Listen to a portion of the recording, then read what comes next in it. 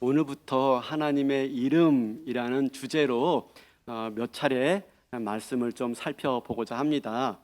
제가 이렇게 안식월에 들어가기 전에 두 가지 주제를 가지고 시리즈로 설교해야 되겠다 생각을 했더랬습니다. 하나는 뭐냐면 요한계시록에 나오는 소아시아 7교회, 에베소 교회, 보가모 교회, 사대 교회 하면서 좀 살펴보려고 했었습니다. 왜냐하면 우리가 교회입니다라는 큰 주제에 맞춰서 우리가 좀 말씀을 좀 전해야 되겠다 생각이 들었었습니다. 또 하나는 뭐냐면 하나님의 이름입니다. 하나님의 이름에 나타난 그 속성, 또 하나님의 이름에 나타난 하나님의 일하심에 대해서 좀 말씀을 좀 시리즈로 전해야 되겠다라고 생각했었습니다. 그런데 안식월 끝나고 딱 그 말씀 전하려고 준비했는데 그만 안식월 때 제가 읽었던 작은 아티클에 제가 그냥 마음에 도전을 받아가지고 이렇게 에스더 말씀을 전하게 되었습니다. 지난주에 이제 드디어 에스더 말씀이 끝나고 어떤 말씀을 전해야 되지 이제 고민하게 되었습니다. 요한계시록 나오는 7가지 교회는 이미 때가 지난 것 같아요. 그죠? 이제 마무리인데 좀 때가 지난 것 같고, 하나님 이름에 대해서 말씀을 전하려고 했더니 연말이에요. 몇 주 안 지나고 또 연말 될 것 같아요. 그래서 나름 고민하다가 다른 것 좀 하다가 내년 시작되어지면 하나님의 이름을 시리즈로 해야 되겠다 마음 먹었어요. 그런데 그러던 중에 추수감사절 말씀 축제를 지난주에 우리가 했잖아요. 3일 동안. 그리고 마지막 날 주일 말씀을 듣는 가운데 도전이 온 거예요. 마지막 날 그 말씀 전하신 강사 교수님 성함이 뭐였죠? 나영환 교수님. 교수님의 말씀을 듣는 가운데 그 본문이 뭐였습니까? 출애굽기 3장에 나타난 여호와 하나님의 이름, 그죠? 나는 스스로 있는 자다 라는 그 말씀을 전해주셨죠. 일이 뜻대로 되지 않을 때, 내가 한계에 부딪혔을 때, 그때가 오히려 주저앉을 때가 아니라, 스탑할 때가 아니라 하나님의 이름을 의지해서 날아오를 때이다 는 말씀이었어요. 그렇죠? 그랬습니다. 그러면서 모세 얘기를 통해서 모세가 자신의 한계를 뛰어넘을 수 있었던 이유는 뭐죠? 모세가 하나님의 이름을 통해서 하나님이 어떤 분이신지를 알았기 때문에 그렇게 민족을 구원하는 영도자가 되었다라고 하는 것이죠. 그래서 하나님의 이름을 우리가 듣게 되었어요. 그죠? 그러는 가운데 제가 머릿속에 쿵 하고 부딪힌 거예요. 그렇구나 라고 하는 도전을 받은 겁니다. 우연이죠. 그죠? 어떻게 끝에 말씀이, 그죠? 주일날 말씀이 하나님 이름에 대한 말씀이에요. 너무 우연이잖아요. 근데 우연이 반복되어지면 필연이잖아요. 우리가 에스더 통해서 배웠지 않습니까? 순종해야죠. 그래서 하나님 말씀 그냥 전하기로 했습니다. 그리고 연말 되어지면 연말 또 말씀에 절기에 해당되는 말씀 전하고 그냥 이어서 쭉 하나님 이름에 대한 말씀을 나누기를 원합니다. 왜냐하면 우리가 이 성경에 나타난 하나님의 이름에 대해서 살펴보면서 하나님에 대해서 더 깊이 더 놀라운 이해를 가져갈 수 있기 때문에 그렇습니다.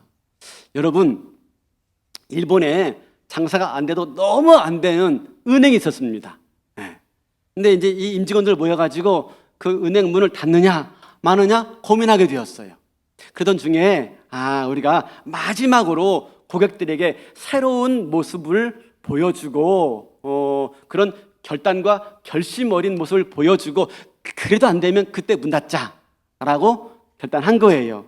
그래서 마침내 새로운 자세를 보여주고자 은행 이름을 바꾸고 새롭게 시작해보자 라고 한 겁니다. 그렇게 해서 이름을 바꿨더니 글쎄 고객들의 큰 호응을 받았고 날로 매출이 늘어서 마침내 이 은행이 성장하게 된 거예요. 그 절체절명의 순간에 선택한 그 은행의 이름이 뭔지 아세요? 혹시 아세요? 2부 때 들으신 분은 가만히 계시고 2부 드리고 또 1부, 3부 드리면서 말하면 안 돼요. 그러길래 안 돼요 그랬어요. 뭔지 아세요? 그 은행 이름이? 모르는군요. 재밌다. 그 은행 이름이 바로 토마토예요. 토마토 은행 들어봤어요? 예, 우리나라에도 그것 때문에 들어온 토마토 저축은행이 있었어요. 근데 예, 그 이름 따라가지고 들어와가지고 토마토 저축은행 했는데 그만 부실은행이 돼가지고 퇴출되고 말았어요. 근데 그 은행은 그게 아니에요. 이 토마토 은행이라고 이름 붙였더니 너무 잘 된 거예요. 그래서 매출이 그때보다 30%가 성장해가지고 마침내 성공한 은행이 된 겁니다. 근데 왜 토마토 은행이라고 이름 졌냐고 물어보니까요, 이유가 뭔지 아세요? 마땅한 이름이 없어서 였습니다. 예, 근데 이판 사판으로 그냥 갖다 붙인 이름이 전화위복이 된 거죠. 아마 그런 것 같아요. 그 새빨간 그 토마토의 이미지가, 그죠? 신선하고 그리고 건강한 이미지를 주어서 고객들로 하여금 뭔가 기대하게 만들었기 때문에 더 많은 사람들이 그 토마토 은행을 찾았던 것 같아요. 이 뭡니까? 네, 이름 하나가 끼치는 영향력이 얼마나 큰지를 말씀해 주고 있죠. 네, 이름은 이처럼 굉장히 큰 의미가 있고 또 영향력을 가지고 있습니다. 이처럼 이름에 얽힌 일화가 많아요. 최근에 저희 교회에 이름에 얽힌 에피소드가 있어가지고 하나 나누려고 합니다. 제가 이걸 말하기 위해서 설교 전에 그 집사님께 허락받고 하는 겁니다. 네, 허락받고. 네, 괜찮아요 목사님, 영광이네요. 그래서 좀 전합니다. 얼마 전에 저희 교회에 등록하신 성도님 계시는데요, 우리 양선 전사님이 이전에 알고 계시던 분이었어요. 네. 근데 이 여집사님 남편 이름이 뭐냐면 김정일 집사님이세요. 김정일 집사님. 너무 오래간만에 만나가지고 반가워가지고 막 안고 이야기하다가 또 그 성도님의 아이들 이름까지 불러가면서 누군 잘 있어요? 누군 잘 있어요? 하다가 이 남편 집사님 안부도 궁금한 거예요. 우리 양선 전사님이. 그래서 그 안부를 묻는데, 그런데 우리 김일성 집사님도 잘 계시죠? 라고 한 거예요. 안 웃는 분이 계신 제가 집사님께 출연료 주기로 했습니다. 네. 여러분, 이름은 그 대상에 대한 정의죠. 정의. 그렇죠. 정의죠. 별거 아닌 이름 같지만 그 속에 수많은 의미와 메시지가 내포되어 있죠. 그래서 그 이름은 그 대상의 자신 전체를 의미합니다. 누군가 저의 이름을 부른다면 그저 그냥 주민등록에 적혀 있는 이름만 부르는 게 아닙니다. 그죠? 저의 인격, 저의 성격, 그죠? 저를 포함한 모든 것들을 다 포함해서 부르는 거죠. 방병만 그러면, 그죠? 모든 걸 다 포함해서 부르는 거죠. 이렇게 이름에는 사람이든지 지역이든지 다 의미가 있고 얽힌 일화가 있어요. 그죠? 나름대로 제 이름에도 사연이 있어요. 제가 얼마 전에 말씀을 드린 것 같은데, 제 이름은요, 방자가 모방자예요. 모방자인데 이게 동서남북 사방을 의미해요. 사방을. 병자는요, 빛날 병자예요. 그러니까 빛이 사방에 비친다. 멋지지 않습니까? 근데 문제는 그 다음입니다. 이 만자가 늦을 만자예요. 늦게 사방에 비친다. 이유가 있어요. 이유가 저희 형님이 있는데, 저희 형님 이름이 방병천이에요. 방자도 사방 방자고요. 네, 모방자. 그 다음에 빛날 병자인데 천자가 하늘천이에요. 그러니까 온 사방과 온 하늘에 빛나라. 멋있죠? 그런데 너는 동생이니까 네 형님이 먼저 빛나고 그 다음 빛나라 해서 늦을 만자예요. 늦을 만자. 애석하게도 아직까지 저 형님이 빛나지 못해가지고 제가 이건 뭐 농담이고요. 네. 모든 이름에는 사연이 있죠. 뜻이 있죠. 얽힌 일화가 다 있습니다. 특별하게 성경은 더 그렇습니다. 그죠? 성경에 나와 있는 지명, 또 이름에는 다 뜻이 있고 의미가 있어요. 숨겨진 다 뜻이 있는 것이죠. 그런 면에서 하나님의 이름은 더 그렇습니다. 하나님의 이름은 더 중요한 의미가 숨겨져 있다고 할 수가 있는 거예요. 그런데 이런 면에서 하나님은요, 굉장히 매너가 있는 분이십니다. 하나님이 우리를 만날 때 늘 하나님은 자기를 먼저 소개합니다. 우리가 낯선 사람을 만나면 인사하죠. 인사할 때 통성명합니다. 제가 누굽니다. 방백만 목사입니다. 라고 말을 하죠. 안 그러면 명함을 건네면서 자기를 소개합니다. 마찬가지예요. 하나님도 우리를 만날 때 먼저 항상 우리에게 자신을 소개해요. 우리 어디 보냐면 창세기 15장 7절입니다. 또 그에게 이르시되 나는 이 땅을 내게 주어 소유를 삼게 하려고 너를 갈대아인의 우르에서 이끌어낸 여호와니라. 너를 갈대아인의 우리에서 이끌어낸 여호와니라 라고 아브라함에게 자기를 소개하고 있는 거예요. 이렇게 하나님의 이름에는요, 그분의 인격과 그분의 성품과 그분의 능력과 그분이 하신 일들이 다 담겨져 있어요. 그리고 그 이름에는요, 다양한 사건과 그리고 상황과 환경과 관련된 하나님의 일하심 또한 다 담겨져 있어요. 매우 중요하죠.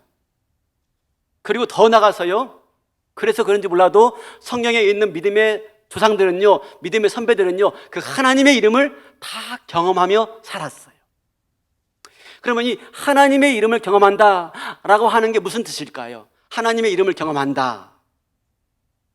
우리가 어떤 상황에서 어떤 순간에 어떤 사람의 이름을 대면 쉽게 통과하는 경우가 있어요. 있죠? 어떤 어려운 문제 있을 때 딱 그 사람 이름 대면 통과 하는 게 있죠? 우리나라는 그런 사회예요. 그죠? 예를 들어볼까요? 제가 고등학교 때 수능이 끝나고 그때는 학력고사였던 것 같아요. 곧바로 친구와 함께 제주도에 여행을 갔어요. 부모님께 허락받고 간 게 아니라요, 그냥 편지 한 장 써놓고 그냥 친구와 단둘이 간 거예요. 그렇게 제주도에서 시간을 보내다가 집으로 돌아갈 때쯤 됐는데 풍랑이 일어나가지고 배가 뜨지 못하는 거예요.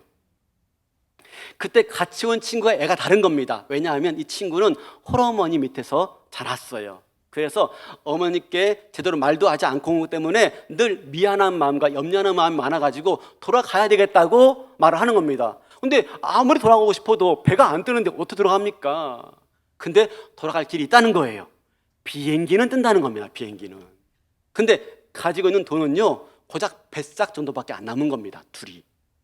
그런데도 보니까 막 안절부절하고 막 집에 하고 싶어하는 모습이 역력해요. 그래서 제 뱃삭까지 보태고 있는 여보까지 탈탈 털어가지고 비행기표를 사가지고 그 친구만 먼저 보냈어요. 괜찮은 친구죠. 그런 사람입니다. 네. 그렇게 해서 저만 홀로 제주도에 남게 된 거예요. 제주시에. 그리고 저 나름대로 보관이 있었습니다. 내가 어떻게 하시든지 서귀포만 가면 돼. 서귀포시에 가면 된다고 생각하는 이유가 뭐냐면 몇 해 전에 저희 형님이 파견을 가가지고 서귀포에 있는 나름대로 이름 있는 회사에 근무했던 겁니다. 거기 찾아가면 되겠다 생각이 드는 거예요. 그런데 거기 갈 돈도 차비도 없어가지고 무작정 교회 문을 놓고 했어요. 목사님, 제가 이렇게 이래가지고 익산에 있는 모 교회 학생 회장인데 해가지고 서귀포를 꼭 가야 되겠는데 돈이 없으니 좀 빌려주세요 했더니 목사님 들어가셔가지고요, 흰 봉투에 가져 나오시는 거예요. 그러면서 하시는 말씀이 이거면 충분히 갈 거예요 그러시는 거 아니겠어요? 그래서 와, 여기에 꽤 돈 많은가 보다, 차비하고 밥을 또 먹을 수 있는가 보다 하고 너무 기뻐가지고요, 딱 열어보니까 딱 차비예요. 목사님들이 참 너무 그래요. 그죠? 좀 가얏돈 좀 많이 주세요. 가얏돈 좀. 네, 그래가지고 마침내 그 가지고 갔어요. 서귀포시에 그 당시에는 큰 도시가 아니었기 때문에 회사를 한눈에 찾을 수 있게 되었어요. 마침내 그 회사 문을 두드리고 들어갔죠. 모두가 저를 바라보더라고요. 딱 머리 숙이 인사하면서 안녕하세요, 저 누군데요, 저 방병천 누구의 동생입니다. 아까 말한 그 방병천. 그 방병천 국장님의 동생입니다 라고 하면서 제가 쭉 설명을 했어요. 쭉 설명했어요. 그랬더니 박수를 치면서 잘했다고 하고 염려 말라고 하면서 저한테 비행기 싹을 끊어주는 겁니다. 그리고 이건 된다 하고 보내주면서 또 하나 선물로 밀감 한 박스를 딱 준비해가지고 전리품으로 보내준 거예요. 그렇게 해서 마침내 돌아오게 되었습니다. 그때 별 대단한 건 아니죠. 근데 제가 그때 깨달은 건 뭐냐면 형님 이름이 대단하구나, 하늘에 빛났구나. 그죠? 그러면서 깨달은 게 뭐냐면 이름이 갖고 있는 힘이 있구나 하는 거였습니다. 이름이 갖고 있는 힘이 있는 거예요. 여러분, 사람의 이름도 힘이 있는데 하물며 온 우주를 만드신 여호와 하나님의 이름이라면 그 힘과 능력이 클 줄로 믿습니다. 그래서 우리가 하나님의 이름을 알아야 돼요. 그래야 하나님의 이름을 알아야 그분의 능력을 경험할 수가 있는 겁니다. 이런 말이 있죠. 이름값 한다 하는 말이 있죠. 이름값 해. 그죠? 나름대로, 그죠? 브랜드 있는 제품들 보면요. 이름값 합니다. 그죠? 네. 어디가 달라도 달라요. 그죠? 네. 네. 다소 좀 불경스럽게 느껴질지 몰라도요. 우리 하나님은 어떤 분이세요? 이름값 하시는 분이세요. 이름값 하시는 분. 우리 어디 보냐면 시편 31편 3절이에요. 주는 나의 반석과 산성이시니 그러므로 주의 이름을 생각하셔서 나를 인도하시고 지도하소서. 주의 이름을 생각하셔서 나를 인도하시고 지도하소서. 주님 이름값 하세요. 이름값 하세요. 라고 지금 말을 하고 있는 겁니다. 하나님이 그 이름 때문에 다윗을 인도하시고 지도하고 계신 겁니다. 사랑하는 성도 여러분, 그 하나님은요 지금도 저와 여러분의 삶 속에서도 그 하나님은 이름값 하시는 분이신 줄로 믿습니다. 내가 실패하고 주저앉아 있을 때에도 그분의 이름을 부르면, 그죠? 하나님은 우리에게 그 이름값 하시는 거예요. 그 이름값 하시는 거예요. 내 삶이 힘들고 고난이 나를 힘들게 해서 내가 늘어져 있을 때에도, 그죠? 그럴 때일수록 하나님의 이름을 찾아내는 거예요. 하나님의 이름을 기억해내는 거예요. 그리고 그 하나님의 이름을 묵상해내는 거예요. 그리고 그 하나님의 이름을 붙드는 거죠. 그럴 때 하나님께서 저와 여러분의 삶 가운데 이름값 하실 줄로 믿습니다. 그래서 우리가 하나님의 이름을 알아야 돼요. 바라기는 이 시리즈를 하는 설교를 하는 가운데 바라기는, 그죠? 사람마다 부딪히는 문제가 다 달라요. 겪는 문제가 다 달라요. 어려움이 다 달라요.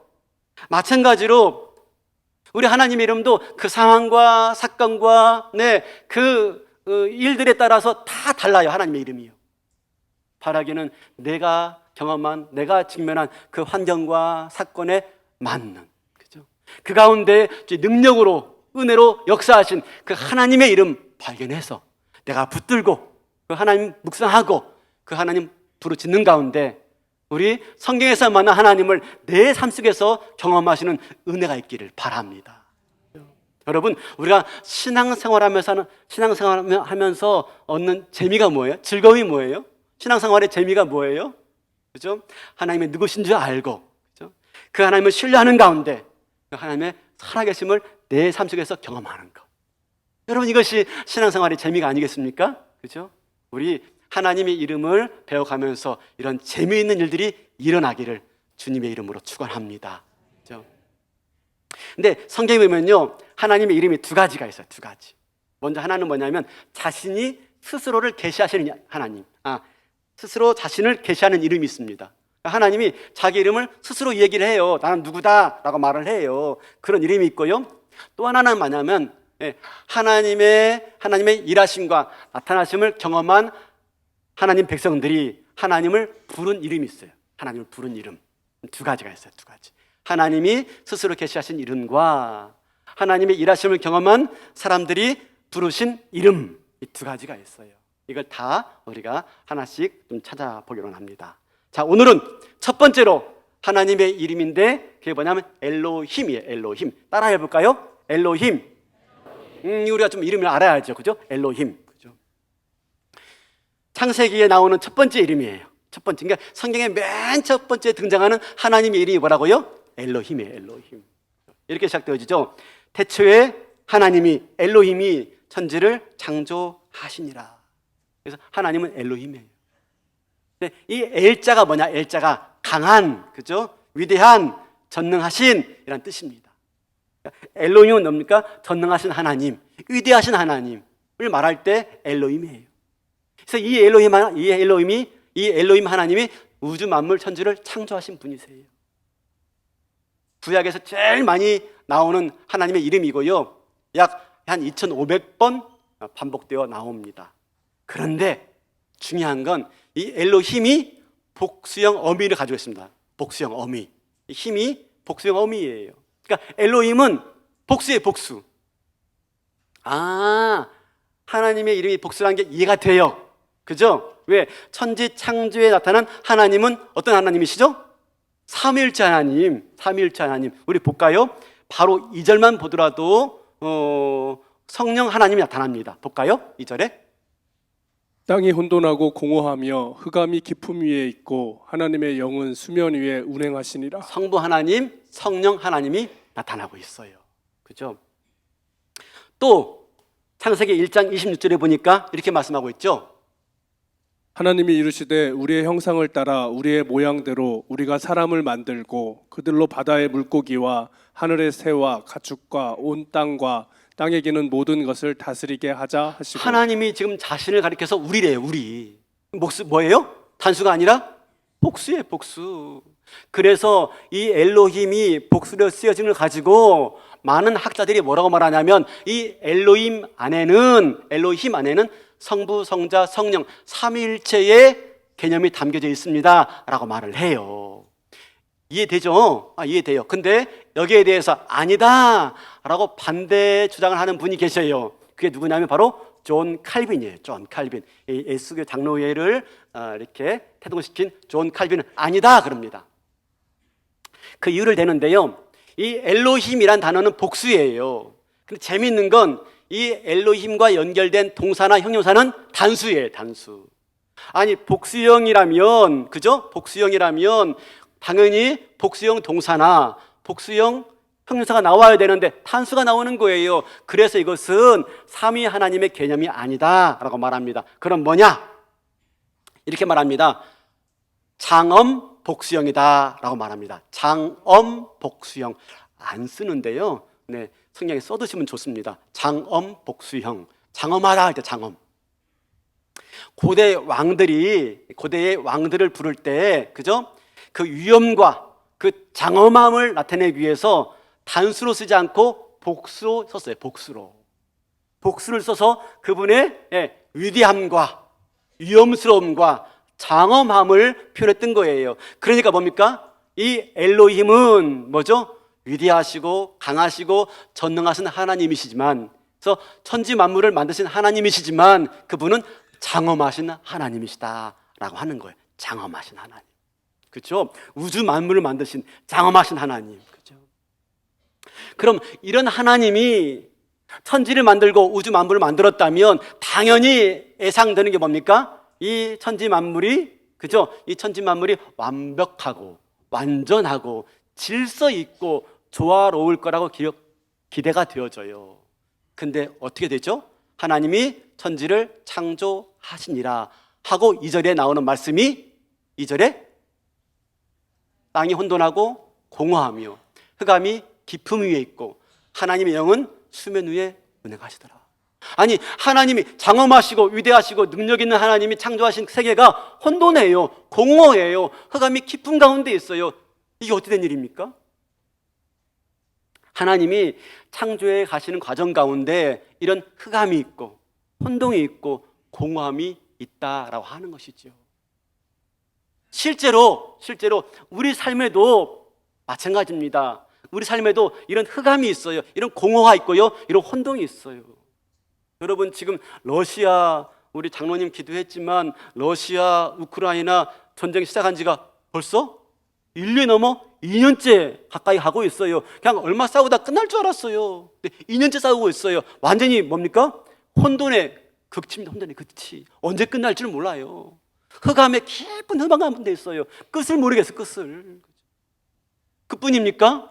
여러분 저 팔레스타인과 이스라엘 싸움 보세요. 얼마나 수많은 어린아이들이 죽어가고 있습니까? 네, 아비규환 공허함, 그죠? 아무리 울부짖어도 끝나지 못하는 그런 혼동스러운 세상이 지금 우리가 경험하는 세상 아닙니까? 네, 우리가 살아가는 세상이 혼란스러워요. 뭐가 진리인지, 어떻게 살아가야 될지 너무 혼란스러워요. 여러분, 근데 이것은 과연 세상의 모습뿐만 아닙니다. 우리의 정신 세계도, 우리의 마음 상태도 마찬가지예요. 세상이 혼란스럽고 세상이 흑암 가운데 있고 끝모를 어두운 가운데 있다 보니까 우리 마음도 혼란스러워. 우리 심령도요 왔다 갔다. 아니 꼭 우울증은 아니지만 우울증에 걸린 사람들 같아요. 자가 많은 것에 기뻐했다가 자가 많은 거에 슬퍼했다가 그런 모습들이 우리 가운데 있지 않습니까? 혼란스러워요. 어디로 가야 될지, 무엇을 좋아해야 될지, 어떻게 살아야 될지. 그런데 하나님이 창조하신 그 엘로힘 하나님이 창조하신 그 세계가 혼돈과 공허와 깊은 흑암만 있었던 것은 아닙니다. 뭐가 있었습니까? 그 혼돈 위에, 그 공허함 위에 하나님의 신이 운행하시더라. 하나님의 신이 운행하시더라. 무슨 말입니까? 혼돈스러운 세상 위에, 혼란스러운 세상 위에 하나님이 운행하고 계시는 거예요. 그 수면을 따라다니시는 거예요. 이게 무슨 말입니까? 천지를 지신 하나님, 장엄하신 하나님은요, 우리 삶에 방관만 하시는 분이 아니세요. 천지를 지어놓고 우주 만물을 지어놓고 아 그래 잘 되겠지 멀리서 지켜보는 분이 아니에요. 우리가 때로는 혼란스러운 삶을 살아갈 때 어떡합니까? 아유 안타까워라 어떻게 하지? 하면서 어떻게 할 수 모르는 그냥 멀리 계신 그 하나님이 아니세요. 어떤 분이십니까? 혼돈스러운 세상에 내려오시고요, 혼란스러운 삶 속에 들어오시고요, 공허한 인생 가운데 찾아와서요 어떡합니까? 그 위를 빙빙 맴돌고 있는 겁니다. 어찌할 바 몰라서 혼란스러운 우리 인생 가운데 들어와서 어떡합니까? 우리를 돕기 위해서 우리 주변을 빙빙 맴도는 그런 분이세요. 그런 분. 우리와 전혀 무관한 분이 아닙니다. 우리 가운데 들어와서요 우리와 함께 하신 하나님. 근데 그 하나님 어떤 분이십니까? 우리가 더 주목해야 될 말씀이 운행하다, 운행하다라고 하는 단어예요. 여러분 이 단어가 어디에 또 한 번 나온 줄 아세요? 신명기 32장 11절이에요. 볼까요? 마치 독수리가 자기의 보금자리를 어지럽게 하며 자기의 새끼 위에 너풀거리며 그의 날개를 펴서 새끼를 받으며 그의 날개 위에 그것을 엎는 것 같이. 자기 새끼 위에 너풀거리며, 이 너풀거리며란 단어가 운행하시며란 단어입니다. 운행하시며. 뭐죠? 네, 그러니까 하나님의 영이 수면 위에 운행했다. 이 말이 무슨 말입니까? 이 말은요 이렇게 생각하면 됩니다. 당시 히브리인들은 이 장면을 볼 때 하나님의 신이 수면 위에 운행했다 했을 때 바로 신명기 32장의 말씀을 떠올려요. 네, 신명기 32장의 말씀을 떠올려서 독수리가, 그 장엄한 독수리가, 그 유용스러운 독수리가 날개를 펴서 어떡합니까? 둥지를 감싸는 모습, 둥지를 감싸는 모습. 그러니까 오늘 창세기 1장 2절 말씀은 무엇입니까? 하나님의 영이 다른 날짐승들을 감히 범접하지 못하도록 위용스러운 장엄한 독수리가 날개를 펴가지고 어떡합니까? 그 둥지 안에 있는 새끼들을 모으고 그 둥지 안에 있는 알들을 모아서 마침내 그 새끼를 온전케 하고 그 알들을 온전하게 부화시켜서 새 생명의 탄생을 알리는 분이시다 라고 하는 단어가 엘로힘 속에 담겨져 있는 거예요. 엘로힘은 단순하게 장엄한 하나님만 말하고 있는 게 아닙니다. 우리 삶 가운데 들어오셔가지고 혼란스러운 우리 삶 가운데 들어오셔서 당신의 날개를 펴서 어떡합니까? 우리를 보호하시고 품어내시고 우리를 감싸 안아주셔서 우리를 어떡합니까? 다시 온전케 하고 혼란스러운 걸 그치고 조화롭게 하며 혼동스러운 것을 그치고 질서 있게 하며 깊은 흑암 가운데 있는 우리에게 밝은 빛으로 인도하시는 하나님이시다 라고 말씀하고 있는 것입니다. 이게 창조주 하나님이세요. 사랑하는 성도 여러분, 창조주 하나님은 장엄하신 분만이 아닙니다. 내 삶 깊숙이 들어오셔가지고요 그 날개로 우리를 감싸 안아서 우리를 새롭게 회복시키시고 새롭게 탄생시키시는 분이십니다. 생각해 보세요. 내가 알 속에 있는 거, 내가 알 속에. 여러분, 내가 알 속에 있다고 생각해 보세요. 답답하죠. 알 속에 있는 우리의 모습은요 혼란스러워요. 닭도 아니고 병아리도 아니고 아무것도 아니에요. 이것도 아니고 저것도 아니고, 그죠? 그리고 이게 언제 깨질지 몰라요. 얼마 단단한지, 그죠? 깊은 흑암 가운데 있죠. 그런데 마침내 그 날개로 따뜻하게 감싸 안았을 때 마침내 병아리로 부화되어지게 되어지고 새 생명의 창조를 만들어내는 것이지요. 근데 그 일을 어떻게 이루어가십니까? 어떻게? 우리 다음 3절 보겠습니다. 3절. 하나님이 이르시되 빛이 있으라 하시니 빛이 있었고 빛이 있으라 하심으로 말미암아서 깊은 흑암과 혼돈 가운데 있는 것들을 질서 있게 만드시는 거예요. 이 말씀이, 이 빛이 누구일까요? 이 빛이요? 빛이 있으라. 창조의 완성을 만들어 가십니다. 이 빛이 누구일까요? 우리 마태복음 4장 16절입니다. 마태복음 4장 16절. 흑암에 앉은 백성이 큰 빛을 보았고 사망의 땅과 그늘에 앉은 자들에게 빛이 자, 빛이었도다 보세요. 하였느니라. 흑암에 앉아 있는 백성에게. 아까 봤죠? 흑암, 깊은 흑암 가운데 있었다. 창세기 1장 2절에 깊은 흑암, 그렇죠? 혼돈, 공허, 사망의 땅 같은 말입니다. 근데 그게 빛이었다. 빛이 있으라. 바로 그 말씀이 지금 마태복음 4장 16절 말씀으로 그대로 재현되고 있는 겁니다. 똑같은 말씀이에요. 창세기 1장 2절과 마태복음 4장 16절은 똑같은 말씀이에요. 그러면 이 빛은 누굽니까? 이 빛이 누구예요? 네, 예수 그리스도시죠. 요한복음 8장 12절. 요한복음 8장 12절. 예수께서 또 말씀하여 이르시되 나는 세상의 빛이니 나를 따르는 자는 어둠에 다니지 아니하고 생명의 빛을 얻으리라. 사랑하는 성도 여러분, 예수님이 오셔서 흑암과 공허와 혼돈 가운데 빠져있는 우리에게 빛을 비춰주시고 우리를 조화롭게 하고 질서 있게 하고 온전케 다시 한번 새롭게 탄생하게 만드시는 거예요. 그게 엘로힘 하나님이에요. 엘로힘 하나님은 우주만 만드시는 분이 아니에요. 엘로힘 하나님은 천지만 만드신 분이 아닙니다. 엘로힘 하나님은 오늘 또 예수 그리스도를 보내주셔서 혼돈에 빠져있는 우리 인생, 흑암에 빠져있는 우리 인생 가운데 빛으로 찾아와 주셔서 우리를 새롭게 탄생하고 새롭게 살아가고 새롭게 만들어 갈 수 있도록 우리를 새롭게 하시는 분이신 줄로 믿습니다. 이게 엘로힘 하나님이십니다. 그래서 이렇게 말하죠. 고린도후서 5장 17절. 그런즉 누구든지 그리스도 안에 있으면 새로운 피조물이라 이전 것은 지나갔으니 보라 새 것이 되었도다. 새로운 피조물이라. 누구 안에 있으면? 예수 안에 있으면. 빛이 있으라. 예수 안에 있으면. 예수가 빛을 오셔서 우리 가운데 빛을 비춰주시고 우리가 그분 가운데 있으면 새로운 피조물이 되어지는 거예요. 새로운 피조물. 그렇기 때문에 태초에 하나님이 천지를 창조하시니라. 이 엘로힘 하나님은요, 태초하면 계신 분이 아닙니다.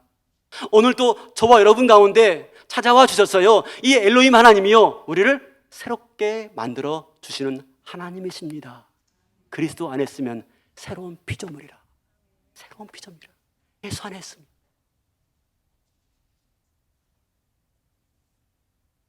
지난주에 이런저런 일들로 무너진 인생을 사시는 분을 만났어요. 만나서 식사하면서 이런저런 얘기를 나눈 가운데 참 많이 아팠어요. 제 마음도 많이 아팠어요. 왜 이렇게 되었는지 대화하시면서 참 많이 아쉬워했어요. 내가 왜 이렇게 됐는지 모르겠어요.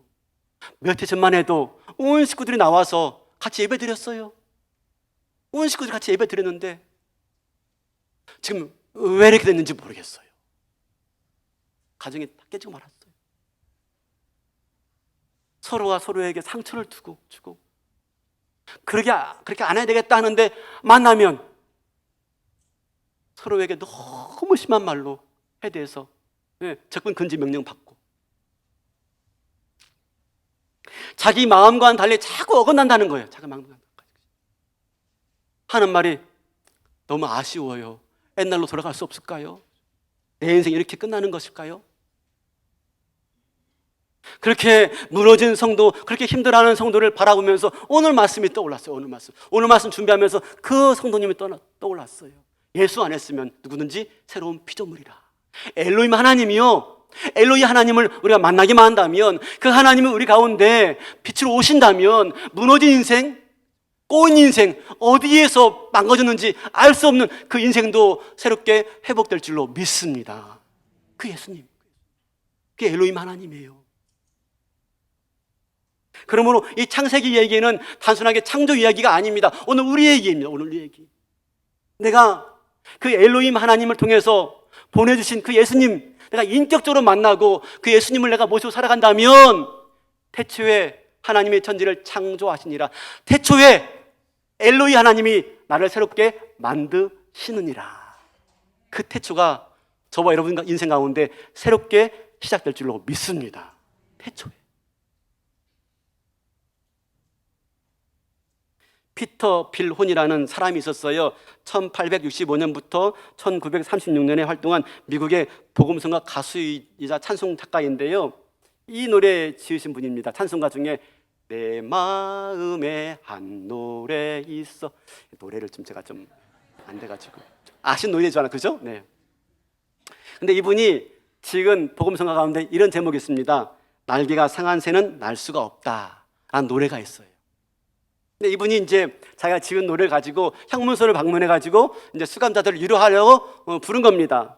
근데 그 형문소에 가서 노래를 불렀더니 잠시 후에 한 소년이 자기한테 다가와서 묻더랍니다. 선생님, 날개가 상한 새는 영영 날 수가 없나요?